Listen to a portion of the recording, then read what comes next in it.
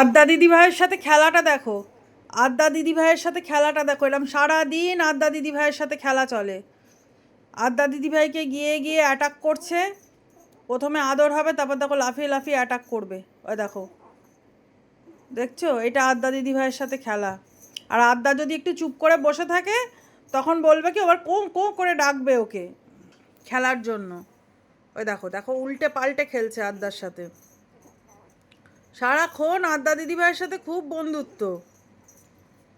আর আদ্যা কিচ্ছু বলে না ওকে। ও যত ছোট বনু, যত খেলুক কি হুড়োপাড়ি করুক, ও কি আদ্যা দিদি ভাই কিচ্ছু বলে না। আদ্যা খুব আনন্দের সাথে ওর সাথে খেলা করে।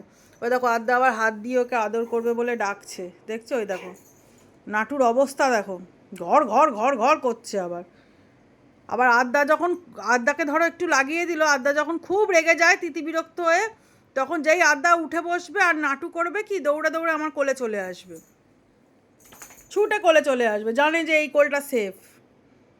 ওই দেখো, দেখছো অবস্থা।